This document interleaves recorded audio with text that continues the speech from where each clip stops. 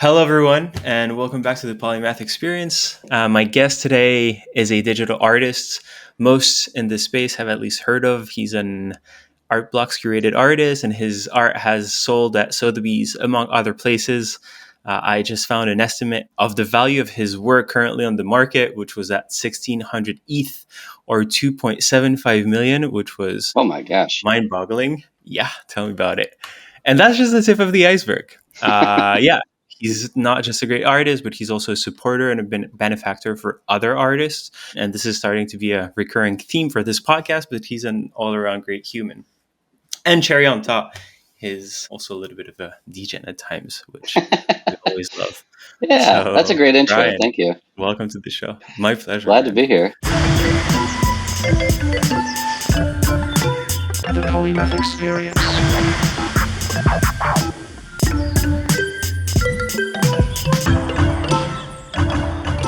I love to start where it starts, and it's more specifically around art. When did you start making art? What did it mean for you in the beginning? Well, if you go way back, I took like oil painting classes when I was in like grade school, like private classes or whatever. But I didn't really take to that. I wasn't really into it. And it wasn't until I got to high school where I started learning the Adobe Suite and started making, stuff in Illustrator and Photoshop and video editing. And I got really into Adobe Live Motion, which made Flash cartoons. And so I was making cartoons for websites like Newgrounds back then, and you'd kind of upload them and people would leave comments and rate them. And if they did well enough, they stayed on the site. And if they were bad, they got removed. So it was this kind of fun challenge. And yeah, and so, from that, at the time I was like looking to be a graphic designer, and I got accepted to two colleges for design. And then I kind of realized I preferred storytelling. And so I got into two colleges for animation. And I ended up choosing to go to college in Philadelphia for animation, the University of Arts, which is a great school. My logic there was, when you learn animation, you learn the soup to nuts workflow. So you learn illustration, you learn animation, you learn editing, you learn sound. And so you come out of the system with a large skill set. And I became kind of a jack of all trades by the time I graduated. So my early jobs were working as kind of, an editor, a motion graphics artist, a website designer, all these things. And, throughout my career, I kind of took on any and every creative project I could, whether it was making music videos or concert posters or gallery show work. And then, working my day job in, television, whether it was animated series or toy commercials or late night comedy shows. So that's all to say.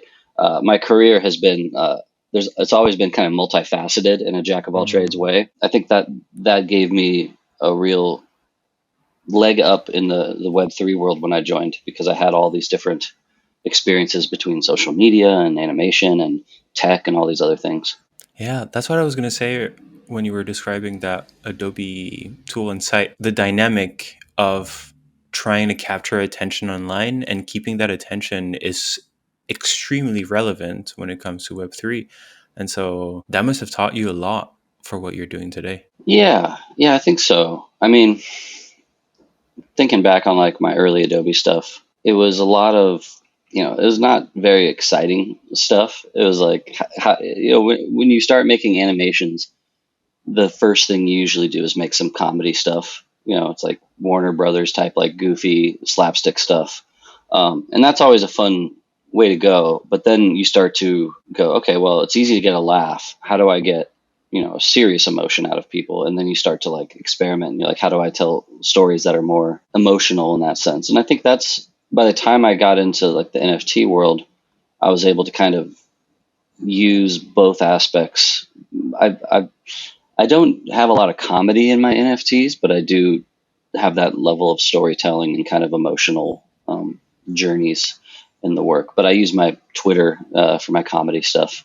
I disagree. I feel like there's some comedy in it. There's definitely emotion, because I was looking at your website at some of the making ofs, and it really captures you, because it's, even I, not being American, I can relate to some of the stories that you're painting, because it's a new pop way, because pop culture, it seems, is the way you're describing Yeah. your art. It's a poppy, I don't know how you say it, way of painting those pictures that I think are really relatable to a lot of people. It can seem almost a little bit goofy from the outside, or like very flashy, and then when you dig a little bit deeper, there's real depth to it, and it grabs you by the feelings. Yeah, and I think that might tie back to my background in like animation at college. You make these short films for festivals, and if you do a short that has no dialogue, no spoken language, you can then send it to a festival in Germany, and it will resonate in the same way that it would in America. And so I think a lot of my work in that sense doesn't have English language in it. It's trying to be universal. And I think that that was just a byproduct of back then trying to reach as many global audiences as possible with the visual storytelling. And you're also an internet child, so of course Yeah. you were imbued with that universal component to it. Yeah, it is kind of crazy to think that when I was a kid, the internet was brand new. I mean, they had it, the army had it years before, but like thinking about AOL or CompuServe or like some of these old things, it is interesting to think about like how I've grown up with the internet. It's kind of fun. It is, and when I hear you, or I had Alex Frey on the podcast, who's the founder of Next Decade, and when I hear your guys' stories, you were pioneers.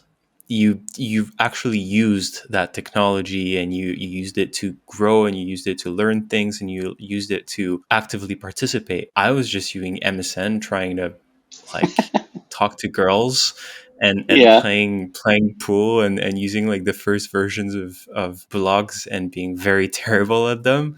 And yeah. it took me literally 25 well, no, like 10 something years to actually start to understand. So I'm a little bit jealous of you guys. I mean, there's some nostalgic and fun about how weird and open the internet was back then with like chat rooms where Mm, you could just talk to anybody and everybody and AOL yeah. Instant Messenger and like yeah, it was kind of funky. It was very unregulated and wild back then. I mean, and I feel like that's kind of what's fun about Web 3 is that we're kind of back in this wild west world again, where like there's no real, everything's changing and everyone's learning it together, and Mm. it's very much it feels fresh again.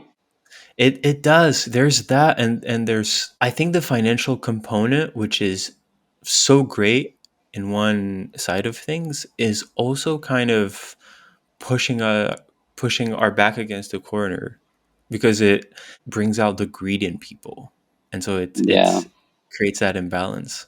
Yeah, that's interesting. Yeah, I mean, because our space is so financialized, or I don't know if that's the right word, but yeah, as much as it's like everyone's trying to make money, but how do you do it in a ethical way? A way that isn't scamming people. I don't fault anybody for trying to make money. I mean, that's most people are hurting in this economy and all this stuff, and everybody's trying to make money. But yeah, I think that's the bottom line. It's like how do you go about trying to make money?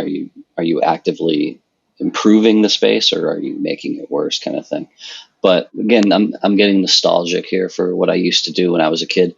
I remember there was this website, Hollywood Stock Exchange, and you would buy stocks, fake stocks in movies or actors, and based on how their movies did and how they did, you would make fake money.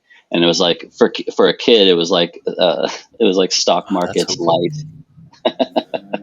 How did I miss that? Yeah, that sounds I mean, I awesome. don't know if anybody remembers that, but it was kind of a fun way to like, I don't know. I've always been a fan of Hollywood and the movie industry and all that stuff. Yeah. I can imagine. And then you kind of touched on it by, I'm jumping a few questions here, but by, what was it like Saturday Night Live? I saw that you participate in Jimmy Fallon as well. Like, They were really fun experiences. They were very difficult. I would equate them as like Ninja Warrior for motion graphics, where like you go into work and then it's like we need this special effect made, or we need this Dr. Seuss illustration made, and you have an hour to make it. And so you're just like working as fast as you can, trying to make something that looks good enough to put on TV, and also something that will get a laugh. And so I appreciated that every day there was a new set of jokes, a new bit that needed an open, a new music act that needed a background or something. And it kept me very fresh with my skill set, because it's like you, especially with the shows like that, it's a lot of parody. And so it's like, we're going to do a parody of a Gatorade ad. And so then you start to like look at, okay, well, what does text look like in Gatorade ads? How do I emulate that text effect? And it's like, it's a lot of looking at things as inspiration and then trying to replicate it in an interesting, like, alternative way. I worked at those shows for about 8 years total. And I don't know. I don't really use a lot of my skills from there in the NFT space, which is kind of funny. Like, I don't do visual effects on video in this space, even though that's like something I'm pretty good at. But I wanted my work in the space to feel, I don't know, be uniquely me. But someday maybe I'll play with that. But I think that's always kind of the fun aspect of the space. It's like, there is no set rules for what my art has to be. I can try anything. Most people will be supportive of it. Yeah, and most people are in your situation, for you specifically, and that touches base on something that I find fascinating when it comes to art, which is you're describing two side of things, where one, you're completely free to roam wherever your own creative process and inspiration drives you, and the other side, which I find extremely interesting, is you're under insane pressure with, I'm assuming, extreme deadlines as well, and you're still managing to be proficient in your art. How do you do art in such circumstances? That's a good question. It's not always easy. Sometimes it feels like you're trying to squeeze juice from a rock or something. But there's kind of two ways the space works. Sometimes you have just an idea and you're like, I'm going to make a piece, and then you make it and you're like, where would I put this out? Would it be on what platform?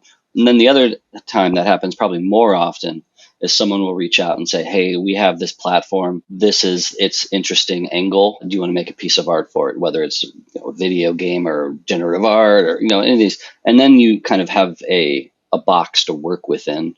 And then that kind of will help inspire the creative process, because you go, okay, well, this platform's strength is, say, a text message based minting platform. So I'll make a piece that talks about text messaging and alerts and notifications and all this stuff. And so the other option is just me sketching ideas and making stuff kind of loosely and then figuring out where that lands. But yeah, there's kind of just two lanes to that. But being my own boss is not necessarily my biggest strength. I get distracted very easily, especially when it comes to creativity. You have to kind of follow your creative juices. And it's like, even, if all of a sudden you find inspiration on something, you have to kind of chase that for a little bit and set aside the other thing. It's a lot of just time management and not overwhelming myself with deadlines. I've gone through waves where I do that, where I have like too much to do and then I get miserable. So I've gotten a lot better at saying no and kind of pacing myself. Good for you. Good for you. And it actually takes me back to my previous next question. You're in flow. You seem to be, you're successful in your own terms, both subjectively, because you're creating great art that is your art, and also objectively because you're having success on the market. Do you remember at what point you felt you started to really thrive, and do you remember the choices and the lessons you learned that got you there? I will say I suffer from imposter syndrome. And so I never really feel like I've made it, I always feel like, I'm not doing enough, or, whatever. But the point where I felt I could pursue this full time was January 2021. That was around the time I put in my notice at the NBC jobs. And there was a few things that happened in a row that kind of made me feel confident in that choice, which was, I had just done my art blocks drop in January. I had just done like two other drops, and then I had lined up my next Nifty Gateway drop for June, and then a few other things happened. But I was like, well, I have this big Nifty Gateway drop in June. I should put all of my effort into making that the best it can be, kind of thing. And there was also a point where my art was starting to have secondary sales that were mind blowing at the time. It was like, and one of my editions on Nifty sold for like $10,000. And I was like, at a certain point, you have this feeling of, if these people believe in me, it would be weird to not believe in myself to the same degree. And so that all kind of played into me saying, okay, I had saved up enough money for like a year of salary from sales. And I was like, well, you know, we had just gotten the show back from COVID and it was back in the studio and I felt like it was a good place. And I was like, well, I'll give this a try for a year and see how it goes. And if it doesn't work out, I can probably go back and work in TV. But if it does work, it's a chance for me to be an artist full time, which has, always been the dream. And so it ended up working out well. And then I would say like a week or two later, I was working at SNL and they put a script out that was about NFTs. And that was a real eye opener of like, oh, this is, publicly known thing now. It's not just a weird Discord bubble that I'm in. So there was a lot of things that kind of happened in that month or two that just kind of gave me the confidence to try doing it full time. That's amazing. Congratulations. It paid off. Did people at work know how well you were doing in Web3? Yes and no. Well, I think so. Some of them did. Jimmy was very supportive and congratulated me, and Jimmy as in Jimmy Fallon. yeah. Hopefully, I hear a lawnmower outside. Hopefully, it's not bad. Well, the Nimbuds I did for Art Blocks, I did that as a collaboration with my buddy Manny, who me and him both worked in the VFX department at SNL.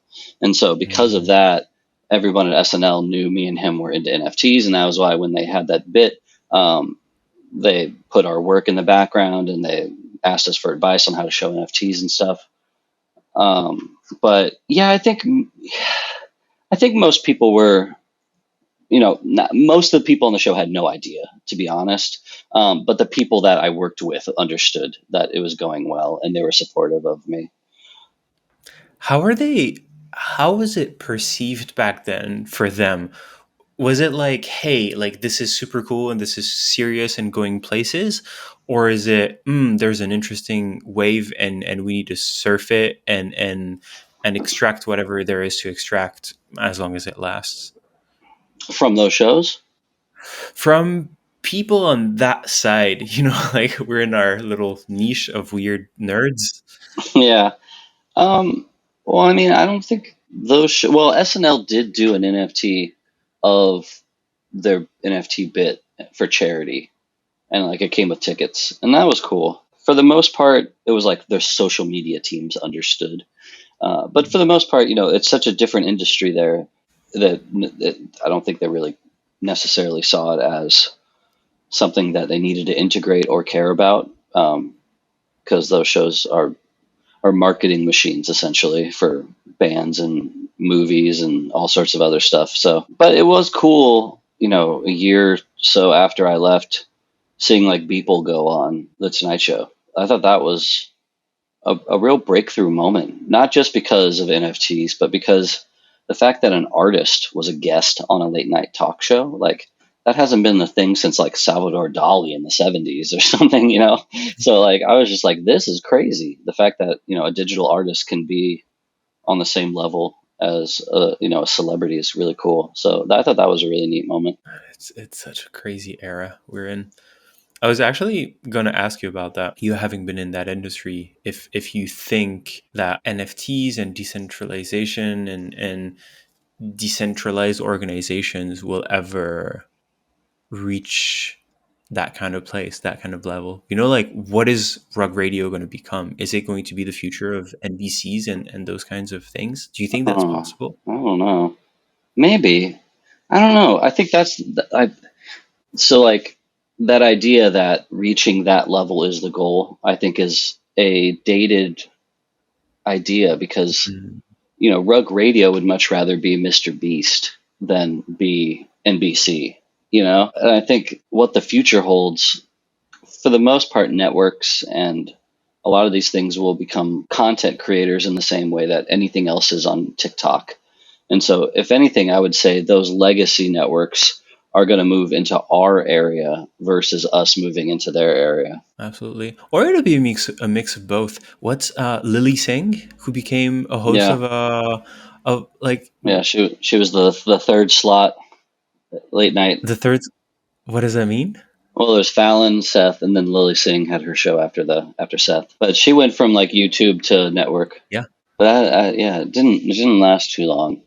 I think they had like 2 seasons, but yeah, I mean, I think that's the interesting thing is we haven't seen a lot of YouTube people make that jump, and it's like she was stronger in her native format, and I think that's the same problem. I mean, I don't think it's a problem, but it's like everyone this week is like, Pudgy Penguins is in Walmart, and it's like that's cool, but it should be Walmart should be in this space. Yeah. But I think it's a little bit of both. But there's this funny thing that happens in our space where, like for instance, with art, like you mentioned Sotheby's at the beginning. For an artist, this space right now, our end goal is getting out of the space into the trad art world in a weird way, which I don't think should be the Mm, goal. But there just isn't a prestige place yet for us to aspire to in the space. And so I think we're just seeing a lot of that right now, especially in this bear market of our end goals are going backwards versus building the future kind of thing. But, I don't think it's necessarily bad. I appreciate no, being in it's Sotheby's noble. and stuff. I think I it's bet. very validating. It impresses my grandma, but I think I don't know if we've quite, that shows me that we still have a long way to go in terms of building. The Yeah. fact that we keep aspiring to go to the past things. But I think it makes sense. I think it's also a natural thing of when you're an explorer, when you're a pioneer, an innovator, you still want to have things that it's not like you're going from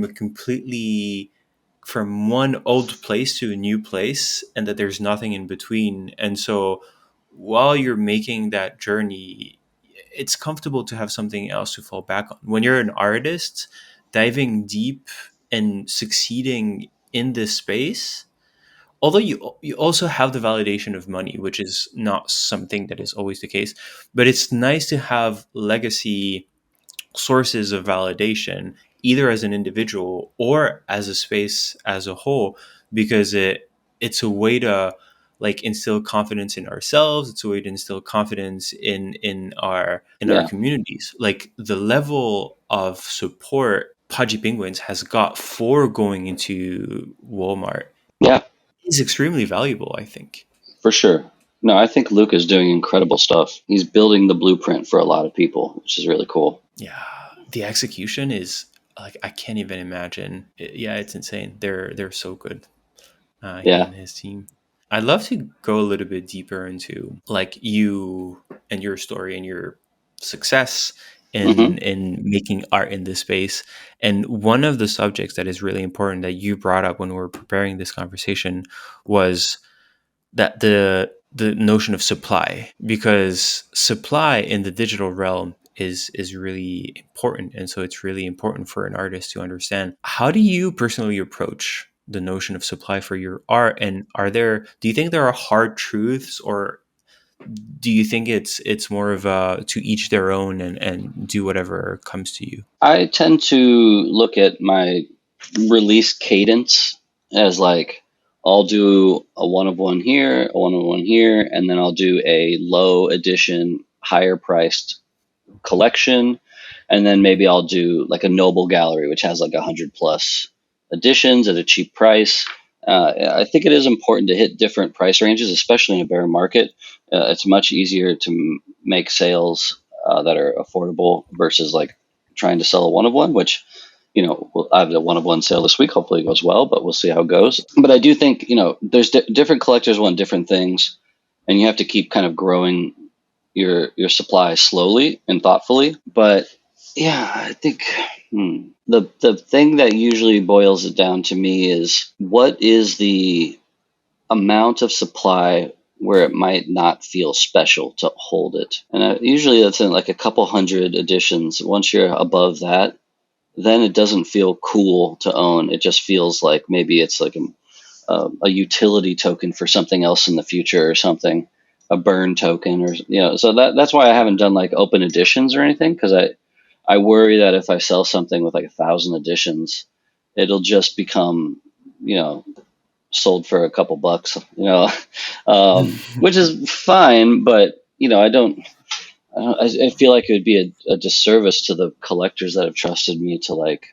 be thoughtful with my supply. So yeah, I would rather. I've often said I would rather do 100 edition drops than a 10,000 edition drop. Yeah, that makes a lot of sense. Do you think there's validity in the? I think one of the arguments when NFT collections were launching their secondary collections, like mutants to the Bored Apes and Yeah, elementals to the and as Beans to Azuki as well. One of the rationales is you're opening up the community, and so you're starting to kind of layer. Do you think that's a rationale that is true and that can be applied when it comes to art and artists?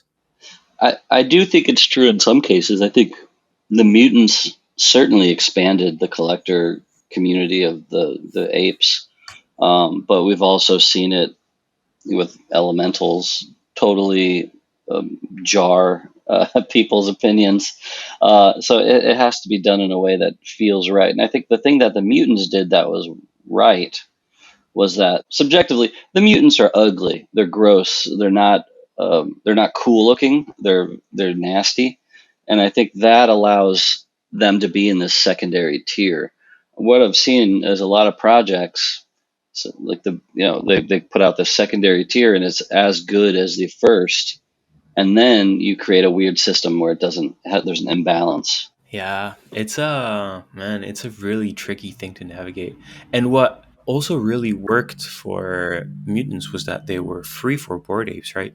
Yes, yeah, And that's a huge thing because it instills more confidence. Whereas, like the case of Azuki, because it's obviously very front of mind for us, the elemental drop was yeah was would have been a hard pill to swallow. yeah.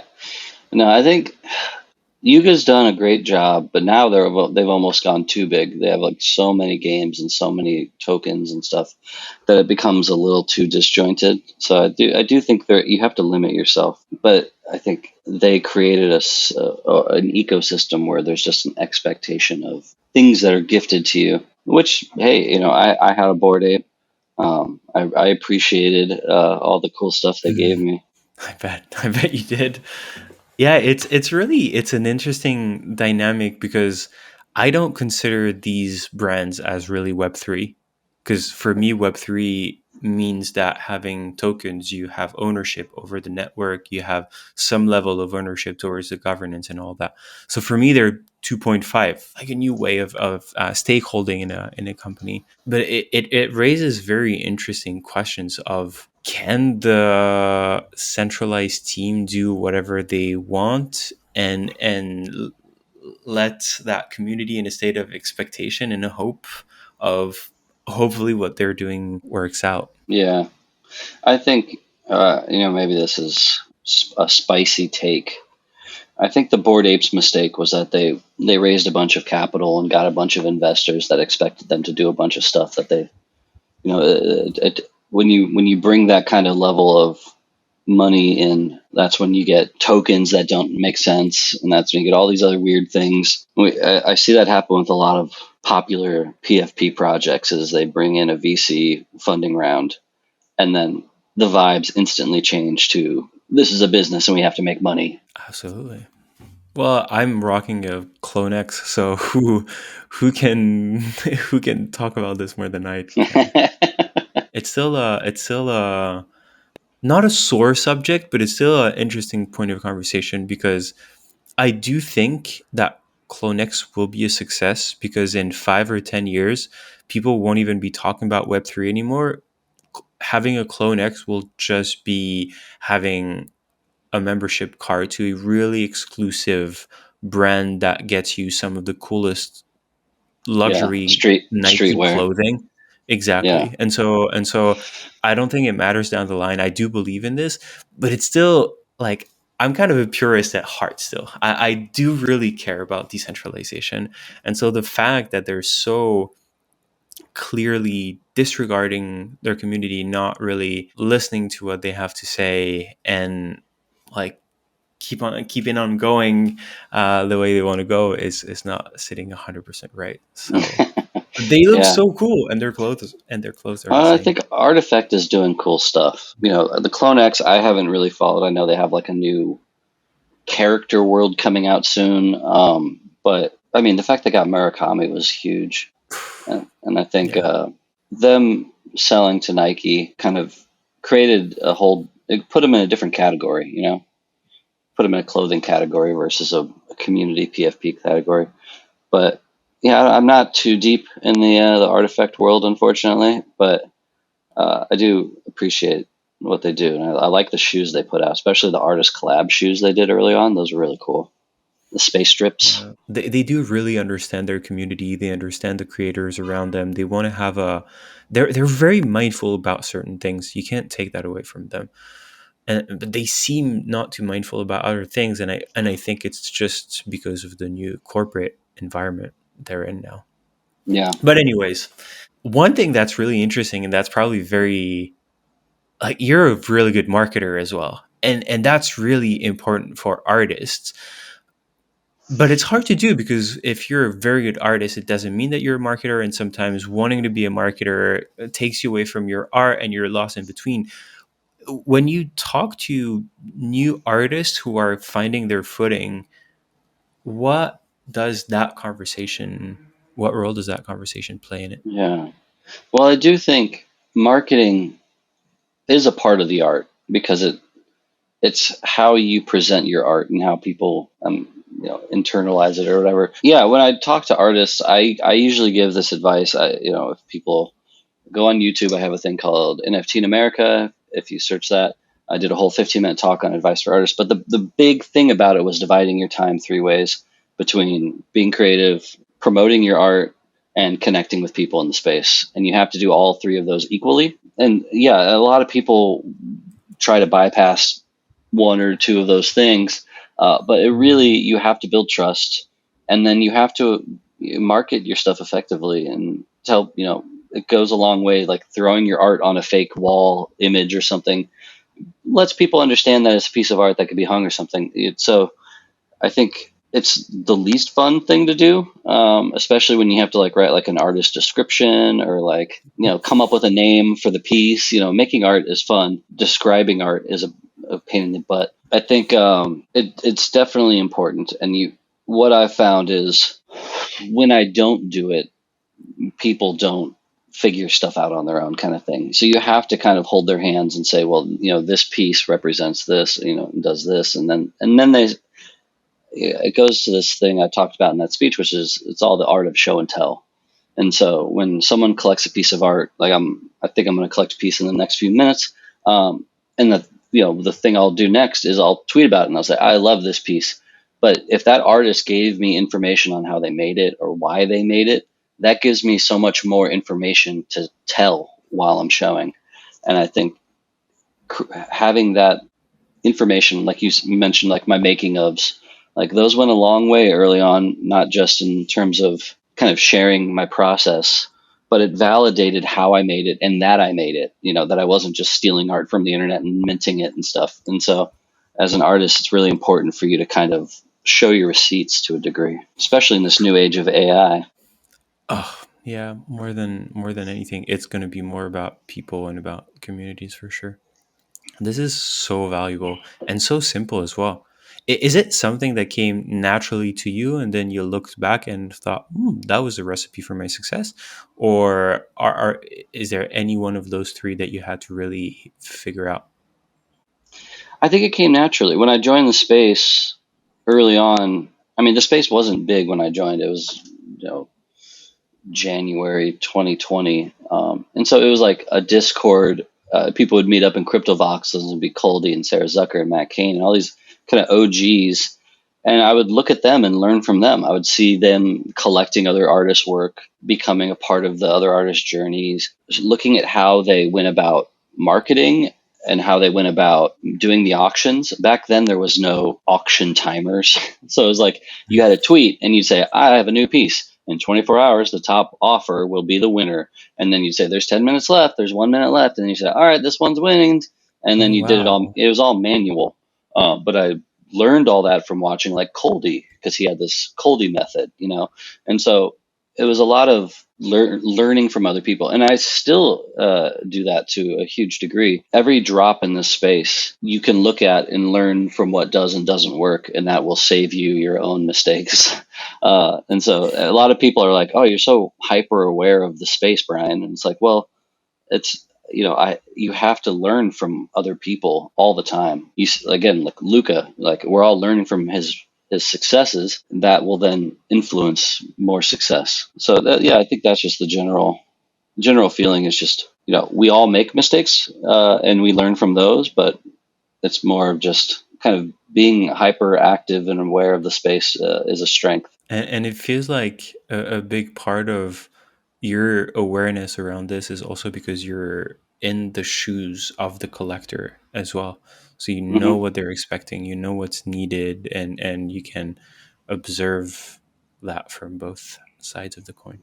Yes, yeah, and again, goes back. I learned from I think Sarah Zucker because she was saying, when I make a sale, I immediately take X amount of that sale and use it to go buy another piece of art from another artist. And like that mentality is just a great mentality.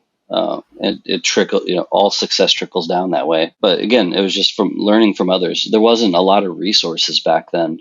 There wasn't YouTube videos on like, what is an NFT? That didn't come out until like later that year or whatever. So it was a lot of just DMing people, joining discords, going into crypto voxels, and just like kind of immersing yourself in it, which was great because like a month or two after I joined the space, COVID happened. And I was like, I got no social life anymore. I'm just going to go hang out in crypto boxes with these strangers and become friends with them. That worked out well for you. What was your like, you're a real early user of NFTs. What was your first interaction with NFTs, and what did you do? You remember your aha moment, your the thought process of, all right, this is going to be important. This is something I want to get involved in. Yes, I wouldn't say I knew it was going to be important. I just thought it was interesting. I collect art from Killer Acid, who's Rob. He's an awesome artist. I've collected his work for like a decade. He was one of the first artists on Super Rare. He had posted like an Instagram about a piece that it was on auction, and I was like, "Oh, he's able to sell an animated GIF. What is this about? I didn't know you could do that." And I didn't know what Ethereum was. I didn't know what NFTs were, and I kind of looked around Super Rare for a couple days or a couple weeks, tried to learn about NFTs, and then I was like, okay, I'm gonna apply to Super Rare and see if I can get on. This seems to me it was a continuation of like Tumblr or like anytime there's a social network app that is art focused, I try to join and I make art and I share it, and that's just always been my vibe over the years. And I just thought this was the next wave of like digital art communities. My NFTs were selling, I think, for about $200 for my one of ones, which I thought was incredible. And the fact that I could sell animation, I think that was the thing that was the unlock. That was the aha. Because for years I'd done gallery shows where I drew things in Photoshop, printed them out, painted them, did all this stuff, and I would turn my digital art into physical art. And then with this, I was like, I can work natively in the format I've always loved working in, and I can make that art. You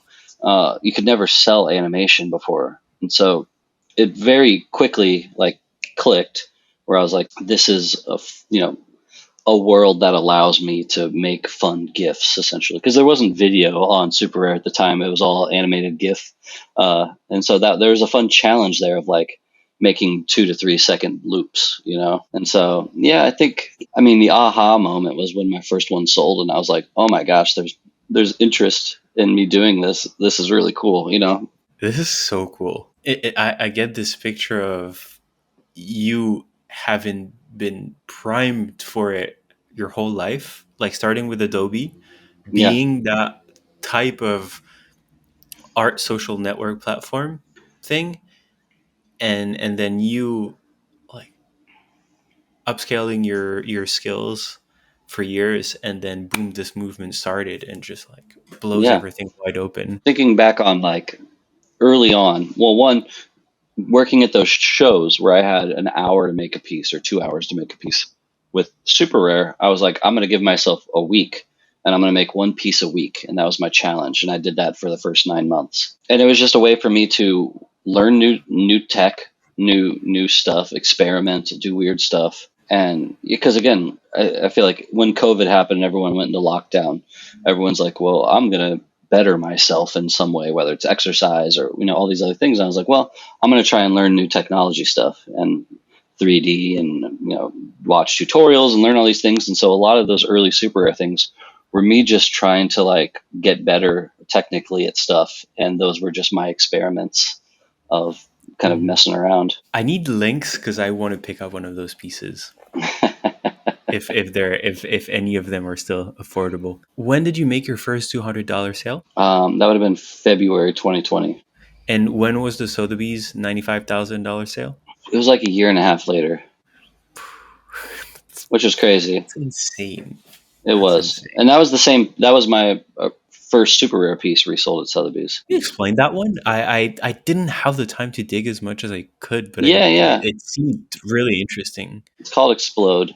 And so, as my entrance into the space, I was like, you know, Super Rare was filled with grungy, grimy art from Xcopy and Coldy and all this stuff. And I thought that was all really cool and very like cyberpunky. But I was like, maybe I can go at this with a more pop, colorful angle.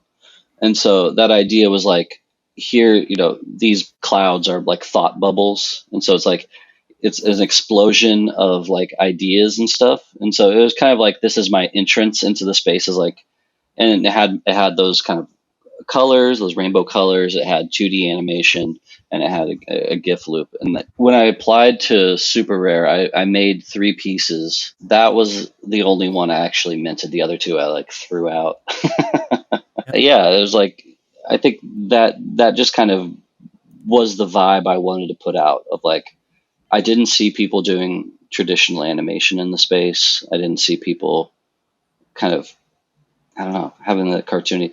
Later on, I saw people like Joy. I would say he was like doing poppy, colorful, cool stuff way before me. But he was not Super Rare, so I didn't see him right away. But I love his work. That's really cool. There's this picture on your website of you with like music video, pop culture, TV, crypto art, of all the subjects that basically run through your mind and that you have to focus on. Do you see the one I'm referring to? Yes. If Oh yeah, sometimes you're yeah, yeah, listening to this. yeah. That was my original like way of just kind of describing all the weird things I did. I ended up making a new version of it later on that was like way more complicated because I was like, this is what I was doing a year ago. Now I'm doing all these things. But yeah, no, I think that was the fun aspect was, and I still do a lot of these other weird side things. Like next month in New York, I'll be doing live drawing to stand up comedy, which I still do on a regular basis. And every once in a while, I'll do like posters for things. Like, yeah, even though I'm more of an like quote artist now, in the end, just being creative is so fun. And I think that's the beauty of where I'm at now is I just have the freedom to be creative in any way I want. And I don't have to like, I don't know, stick to a path, I guess. You were talking earlier and I for years everyone was like, you gotta do a PFP, you gotta do a 10K thing. And I kept saying I don't want to accidentally become a business. And I think if you go big like that, then you have to build a team around this PFP, and then you have a business. And it's like, as long as that seems so not fun to me. I love the freedom to experiment and do weird stuff, and so that's why, again, going back to supply, keeping your supply low means that everything is a part of this bigger picture, and you don't have to necessarily keep focusing on one project forever. Oh man, you're so aware of yourself and of where you want to go. It's actually pretty inspiring. Are you mindful of actually, because you're basically creating a universe with every new piece that you put out? Are you mindful of that bigger picture of that? Yeah, yeah. I think there's a lot of symbols that I use reoccurring, and then a lot of my work I try to do callbacks to previous works. And so like my next drop I'm doing with AOTM is visually connected to pieces I did in 2020 on Super Rare. And like part of that is, I want to tell the story and I can frame it in a similar way. But then it also is an excuse for me to say, hey, look, there's a continuity here. And Mm, it's like the wires I have are connecting all these things. And yeah, it's like even my wife was like, I totally forgot you made those pieces. And I think it's important, especially in this space, for you to keep reminding people about the stuff you do in the past. And if I can use my new art as a way to highlight stuff from the past, it just builds this awareness. Because the whole space, the stuff I did in 2020, I would say of maybe 1% of the space is aware of it, because most people joined after it and don't deep dive into that stuff.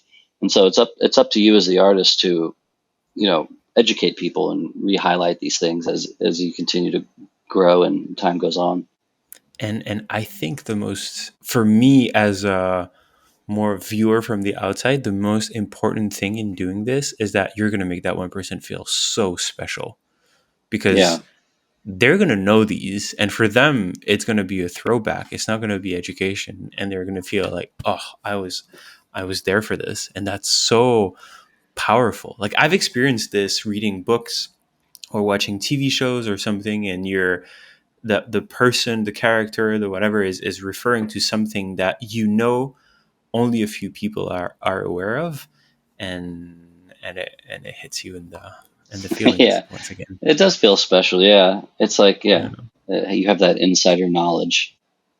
I I don't know. I do think building, like when I joined the space, I kind of slowly built up these things that became recurring, whether they were clouds or diamonds or ladders or whatever. And they all have these kind of like meanings that allow me to tell a story without again, it's all like symbols and stuff. So that, if you want to learn about what it's about, you can find that information. Otherwise, it's just a fun visual. And yeah, I've always kind of seen my colors as a candy coating the Mm. messages, or putting sugar on the pill you have to swallow. I could so see your universe become like a animated series with its characters, or is Interesting. that something that would ever excite you, or that you'd be interested in doing? That's a great question. I've gone back and forth. So about a year ago, I was asked if I wanted to do an animated series, which, being an animator in my career, I was like, that would have been my dream for a long time. But now I just don't think it's my dream anymore. It's Mm. again, it's building a business. I don't want to be responsible for a team of 50 people working on an animated show for a year, that, when I could just be making art. It's like that puts me in a position where it's no longer me making art and it's me running a show. Overseeing. Mm. And I think, it would be fun to do at some point, maybe, but at this point in my career, I think it would have derailed my momentum to do that, because it's like, you work on it for a year and a half, and then maybe it makes it to air, or maybe they decide they don't want to do NFT stuff or something. It's so much risk. Man, again with the self-awareness. That's really impressive. I gotta say, I'm much more delusional. I'm much more like, all right, this is a cool idea. Let's do it, and not Yeah. think about the like physical implications of Well, that. having worked on animated shows, I see the stresses that showrunners go through. And, I think part of the problem is I just don't have a strong idea for a show right now. Mm. If and when I do, it might be different. But I felt like I would be like forcing an idea out of something that I didn't really know what I wanted, anyways. It's like for the most part, I don't really have like characters. I have a visual world, but I don't have like a show yet. Well, I'm gonna say that your own creation, your own self portraits are really good and could be a very good You see first that puts me. character. I don't know if I would want to make a whole show about me as a cartoon. I think I'm not. I'm that didn't might want to imply anything like this. I just yeah. wanted to say that it's very memorable and that it looks good. Thank you. No, I appreciate that. Yeah, that's been kind of the weird thing is where people in the past have said like, oh yeah, you should do like avatars of yourself where people can play as you, and I'm like, that's kind of weird. Um, So weird. um, so I don't know. I like having my avatar as me, but I don't know if I want to make that a product. I don't want me to be the product. I want my art to be the product. I get that. I'd watch the show, but I get it. One of the other interesting things you were talking about was the expectations that come when you start to get some success. Yeah, I would love to. I was very excited. I wanted to ask you more last time, but how was your own encounter with that component of the psyche? In terms of like just self awareness that I'm known to a degree, you mean? Yes, and then how does it? Yeah, because I left out a part of the question there. In general, I'm self-aware enough to understand that even if I am notable within the space, I'm still very much an unknown in the big picture of the world. And that's to say a blanket statement about all artists. Like, does my mom know who Damien Hirst is? Probably not. You have to humble yourself and just remember that for the most part, nobody knows who I am, and that's okay. But you do go to these like NFT conventions, and people come up and they know who you are, and that's very exciting and it's very kind of validating and it feels good. But yeah, I don't let it get to my head at all. And I think part of that is, yeah, I don't know. There was a time when, like, right after that, like Sotheby's sale, I worked at an SNL and I went to the after party and it was like Taylor Swift was there and there's all these people and it was just like, oh yeah, I am a nobody. Like, even though like I'm having success in my own world, I'm still very much a complete nobody compared to all of these actual famous people. So it's good to, having those moments humble you nicely. Relativity is a useful tool, and Yeah. does it None of them would be like, "Oh, you do NFTs?" No one would care. yet yet Yeah, that yeah, time will yeah, come. yeah, yeah. I could bet some money on it. And when it comes to the people that do know you, does that impact your creative process of, all right, like this has done this well in the past, the next few pieces need to do as well? Yeah, I mean, that's always going to be on your mind. You don't want to go backwards, but sometimes the market forces that. Yeah, I think the way I look at it, as long as I feel like the art is continuing to grow and continue to like get better, I don't care as much about like hitting all-time highs every time. It certainly plays into my mind when I do a drop. The idea of the perception of it is a big thing, and so sometimes it's a matter of like making sure something sells out in a minute just because of that perception of success or something. But sometimes doing that ends up getting you worse collectors because they're buying it for the hype and they're immediately going to flip it and stuff like that. And so there's a back and forth on the right way to do it. And I think different drops work for different things. And so I don't, like I did a drop with Unit London and that took like a month to sell out, but everybody that bought it really enjoyed it and wanted it. And so it was a better collector base than say something like, a first come, first serve, quick sellout thing on Nifty Gateway, which Mm. immediately has like 10 listings or something. When you do these things, like you're really putting yourselves out there. It's not just posting a picture on your Instagram. It's like testing how the market is reacting to you Yeah. in real time. Well, I mean, that's the whole other aspect of the space is that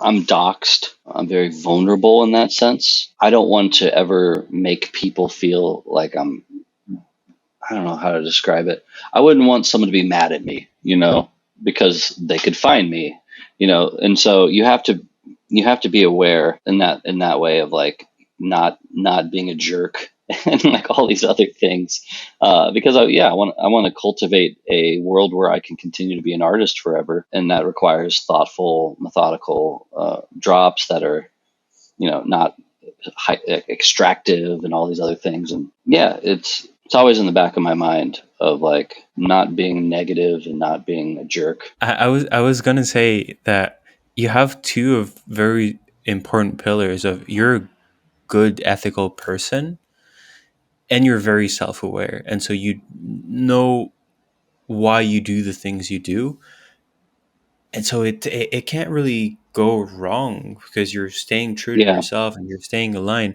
But when you start to be like, for example, a bull market is going to come and you're going to have new upcoming artists that are going to start like getting some form of success, and they're going to have all of these opportunities thrown at them. They're going to be ideas from all around the world, and there are going to be new metas because each cycle has its fair share of metas, and you're very tempted to follow them, and sometimes that implies selling your soul a little bit, and because that art market has serious financial implications now, yeah. you're gonna get whipped at some point. Like something's gonna happen with that. Do you agree? Yeah, I think there's always going to be, whether it's working with a brand or whatever, there's always going to be trends that you want to follow. And the question is, right now the trend is like friend tech. I'm not jumping onto friend tech, but ordinals was a trend.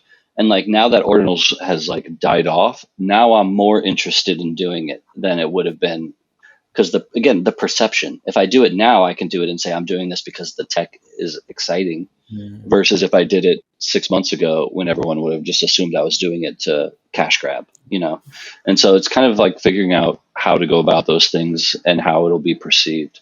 I love how you think because, like what you were saying with open editions before, you haven't dismissed open editions. You just don't yet have, like, you're aware that it exists, you're aware it's a possibility, and maybe it feels like maybe one day you'll go there, but it'll be under your own terms for a very specific purpose, not because it is the ongoing trend. I appreciate open. I mean, I've bought so many open editions from artists. I find that open editions work well if the artist is emerging, small, because then it mints out 50 to 100. If I did an open edition, I would worry Yeah, that'd be that it would crazy. mint 1,000. And then, that puts me in a position, again, where there's an expectation, even if I don't say it, because artists in the past have used open editions as this roadmap of burning. People buy Mm. them with the expectation that there will be future value. And that's what stops me from doing it, because I don't want to accidentally imply future value in that way. I don't know. That's the thing. Again, it goes back to that ethical thing. The ethical thing is about, not making enemies in the space, but also not making enemies with the government. I'm in the U.S. Seeing how the SEC is cracking down on all this stuff, you have to be very aware of how you're marketing stuff, and how that you can't promise future value. You can't do any of these things, or thankfully, I'm not fame. You're talking about fame earlier. I'm not famous enough for the SEC to go after me. They seem to be going after celebrities more, but I don't want to be on their radar at all. And so it's like, you just have to sell stuff as art with no expectations, and then you can do surprise things for those people later, but you just don't market it with those Market it that things. way. Yeah. Almost made me bring up our common quote unquote friend. But let's hit. I'm gonna hit you with some rapid fire questions. Started Cool. introducing this recently. Get funny answers sometimes. If you could only ever buy one NFT that you would have to hold for the rest of your life, what would it be? I own it, but I would say gazers. The fact that they change every day forever. It's great, great NFT for long term. I don't even know about that. I'll have to look it up. That's Matt Um, Kane's Art Blocks project, where it's a moon, and every day it cycles, and over time it'll become faster and more complicated, and it's an NFT that like 40 years from now will look totally different than what it looks like now. It's very cool. Oh, that sounds awesome. How did I miss it? I'm gonna look it up right after It's right pretty after the pricey now, but yeah, No, I didn't mean to buy. I meant to look at what it is and what it implies. If you can only buy one crypto for the rest of your life, I guess Ethereum. Yeah, it's the most yeah, versatile. makes sense. Not Billy. Billy. Yeah, I liked the Billy um, logo. yeah, it looked good. Who are your top three favorite people that you vibe with the most in this space right now? Sarah Zucker, she has the best vibes. Dave Krugman's got great vibes. He's a curator of vibes. He puts together events, and they're just really really lovely. Vinny Hager, I think he's got great vibes. I think Nice. every time I see him, it makes me smile, and he's prolific in terms of how much work he puts out too. Two very good qualities. Who are your top three favorite digital artists emerging who people need to know about right now? Well, I just bought a piece today from this artist named Luis Daisy. I think his work's phenomenal. And then emerging artist, Emily Edelman. She's a really great generative artist, great person. She's like blown up. Alamo, big fan of him. Great, again, great vibes, great art. Awesome. Thank you. What's something about you people online don't know? I don't know. That's a good question. What secrets do I have? Most people don't understand that I play a lot of video games. I'm big into Fortnite and Rocket League and FIFA and all those things. And sometimes when I tell people that, they're like, "You play video games?" I'm surprised. How about Uh, I saw that Counter Strike 2 just came out. Is that something you'd play? it looks good. I'm a big nerd when it comes to graphics, so I was watching videos of like the water effects in the game Yeah, yesterday. I saw that. Uh, I saw that too. um, but yeah, I used to play. I was big into Counter Strike when I was in high school. I was big into Same. Day of Defeat, which was like the World War II expansion or whatever it was. Part of me is like, yeah, maybe I'll try it, and then I'm like, I don't. I will suck so bad. It'll bum me out. Like I'm just not. I play a lot of shooters. I've been playing Payday 3 recently, and that's been pretty fun. Competitive shooters, I'm not good at. I'm okay at Fortnite, but I have to play no build mode, you know. But yeah, that's where I will say, as I'm getting older, it's a lot harder to compete with these kids with their reflexes and stuff. I Yeah. can't. So that's why I like Rocket League and stuff like that, which is a little more. It evens out a little bit. Man, I was looking at this video came up of the story of the Fortnite World Tournament. So it explained like there were two or three main characters like Kings and Booga. I was literally watching this 2 or 3 Oh days ago, yeah, but like top world players. I don't play. I wish but I don't get into games as much as I did when I was younger, and I miss it. And I yeah, wish I could, but my brain doesn't want to anymore. But I'm interested in the world of gaming. The reflexes, the speed at which like their brains work, and yeah, it's almost like their autonomous nervous system has been wired to play video games now, and that everything just happens intuitively. It's nuts. It's yeah. nuts. No, I understand the no build. yeah. I just beat Starfield, which was great. And so, yeah, I think that's the problem. Like as I've gotten older, my routine is I usually play like an hour or two of games at like night from like 11 to 1 or something. And that's like my decompressing time or whatever. Yeah. I much prefer like short adrenaline bursts of like a quick game, a competitive sports or something. A lot of people play these like epic long games and stuff like that, or like Dark Souls or something. I'm like, I can't do that. I'm like, Yeah. I need something fun to give me that little rush, and then The we're level good. of commitment is Yeah, otherworldly. I don't know how. It's funny because my previous guest, French one, so you won't. I don't think you speak French. not well. Not well. Well, maybe you can try if you have some basics. I took He French in high actually school. that was a while ago. Yeah, he was talking about Yeah, Starfield as well, and was very excited about it. it was a cool game. I enjoyed it. I also liked Fallout and Skyrim and stuff. So it was very much along those lines. But yeah, it was one of those things where I'm like, again, I get sucked into that and I play it like an hour or two a day, and then I'm like talking about deadlines and stuff like that. I'm like, I can't put myself in these positions where I'm like obsessing over a game when I need to get stuff done. Not yet. Maybe the time will come. Yeah, yeah. Do you? I don't know why I put this one here.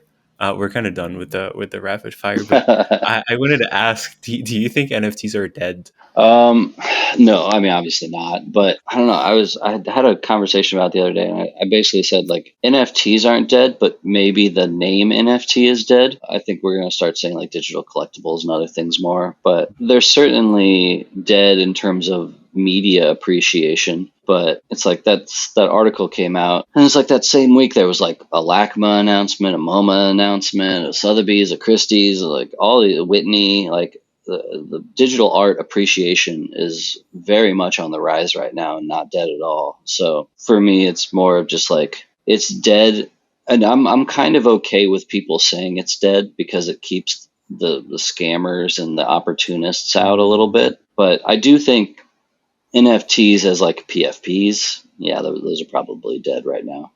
I mean, if not dead, they're down 90%. We're still seeing crazy drops from artists. I think what Ferocious's drop made millions this week, so it's like clearly not dead. It's still very not for much a everyone. Yeah, it's interesting what you're saying because we're stepping away from the technology and stepping into the utility and yeah, the functionalities. We're not talking about NFTs, but we're or like NFTs are dead, but digital art is rising, and NFTs are dead, but Web3 gaming that is using NFTs is on the rise as well. And I'm pretty sure that in the next few phases, we'll start to see more and more applications that are utilizing the technology where you don't even feel like you are. My first guest was Tara Fung.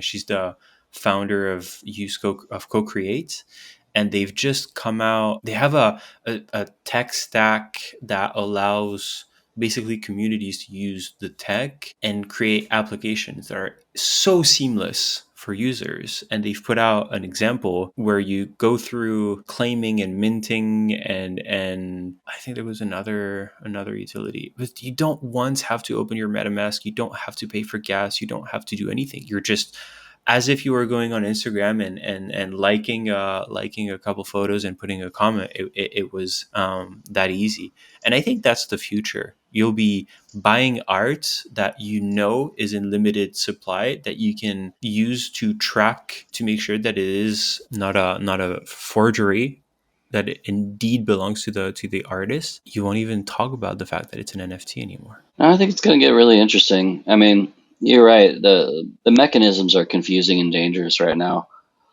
Everyone's getting scammed. It's only going to get worse before it gets better, unfortunately, because social engineering will get better probably faster than wallet security. Especially with AI. Yeah, it's gonna get weird to that degree. Like I don't even feel comfortable like telling people to like get a MetaMask without like having a whole seminar on safety, And so it's just not we're not in a good place for onboarding people, but that's okay. Right now we can build, and then those solutions will come, and then in a year or so we'll have our moments. But smarter people than me will solve those problems. Yeah, hopefully. Well, we're seeing like better wallets and better UX. It will eventually happen. Yeah. I also wanted to talk to you about royalties. But it's such a tricky subject to broach. Where I'm sitting between two chairs of you have in the art realm anyway. You have people that buy art for the investment that it represents and for the speculative component, and you have people that are collectors and that buy art for the art and buy art for the artist. And for the speculation side of things, I understand the market making components and the like. It is so inefficient to have to pay 5% or 7.5 or 2.5% every time you make a transaction, and it doesn't fit that use case at all. So do you think we can actually grow beyond that debate where both can coexist, where you have collectors on one side that will be happy to contribute a portion of their sale because they care about the artist and they want to pay that, and where on the other side you have the speculators and the market makers that don't pay it and where it's okay? Yeah, I don't know. I'm unfortunately kind of pessimistic about royalties. I think, maybe in the bull I think it's a matter of how often things flip. It doesn't make sense for Azuki to have royalties because, or at least, you know, to a degree, because they're just flipping all the time. And then, but like if it's a super rare one of one and that only sells once every 2 years, that makes sense then because it's like a tip to say like thank you for continuing to grow as an artist. There's also people that argue like you should pay royalties if there's profit, and if not, then no. There's a lot of different incentivizing ideas. I'm again pessimistic that incentives won't be as interesting as 10% difference of money. In the end, money is the key to everything in this space. And, you could incentivize people and say, like, if you pay this royalty, you get an NFT or, but most of the time people will take the money. But maybe you have that opportunity for people that actually do want the art. I don't know what the answer is. It's been depressing to see Yeah, I bet. the marketplaces kind of put, Blur never bothered me because 95% of my work isn't listed on Blur anyways. But when OpenSea, ran us around with all these things of like, make these contracts by this date to do this, and like it made us all go through these like hurdles, and they're like, actually, nah, we're just not going to do it, and that felt like a real slap. And so, yeah, I think it's definitely frustrating. But again, I'm very thankful that I've had a few years of royalties. I mean, it made a big difference. It's not for nothing, and especially like Nimbuds, which I sold those relatively cheap, and then they kind of ran. 7 months later, I made more from the royalties than I did from the initial sale. That's awesome. Yeah, it really feels like it was a huge betrayal, especially from OpenSea, because they benefited so much from those collections from you guys as artists, and to see them like never drop a token, never Yeah, and still take their cut. not Yeah, and still take their cut, and because whether you do or you don't, they still do when you use their platform, which is like, yeah, it makes no sense. I hope they get seriously dethroned in the next bull market. I think they will. I mean, they'll live as a Walmart of NFTs, but I think there will be lots of other options for artists that will be, so my general take is if you wanted to go buy my work, if I send you a link that has all of my stuff available and you can see it all and you can see what's available, your chances are you're going to buy from that. And I equate it with like, so there's like thrift shops that are like curated to a degree of junk, and then there's garage sales. And so the garage sales, you can get things for super cheap, but you got to go around, you got to find the best deals, you got to dig through all these things. Or you could go to the thrift shop and buy things. And most people will go to the thrift shop and buy something for 10 times more than they would at the garage sale because it's there and it's presented. And I think the same thing will be, if I have a secondary marketplace and that's in my bio on Twitter, people will go there and buy it. And if there's incentives there or royalties built in there, most people will not, people can go, some degens will go find the best deal, but most people will just buy it based on ease. Yeah, absolutely. And also, it will depend greatly on how we grow to consume digital art. Because if that changes, if the platforms change, because like you can always gamify interactions and you can verify in the smart contract if a royalty has been paid. And so if on that, let's say on cyber becomes the main go-to, makes me think of the toilets that was That hilarious. was really It cracked funny. me up when I saw it. But if on cyber becomes the norm, it's very easy for them to add something this buyer has paid, or like in that transaction royalties were paid. And because art is still very much a status thing, it's something that you want to show others. And if you have this thing that becomes mainstream of, yes, that person has paid the royalty, then the like the diehard, the real collectors, the people that care about this, will look for the sellers that are going to pay that that resale price. Yeah, I agree.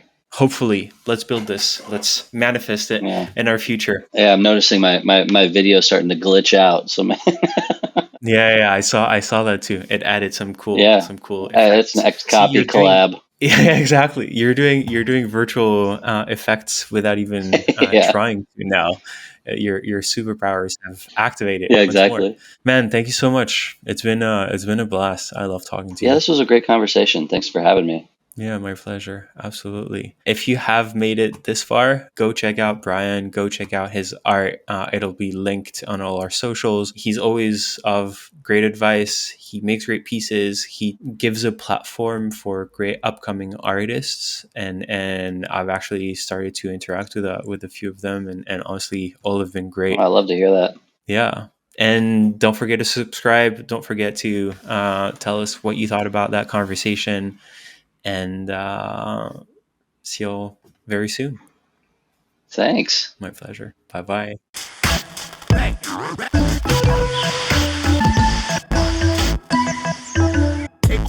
The Polymath Experience.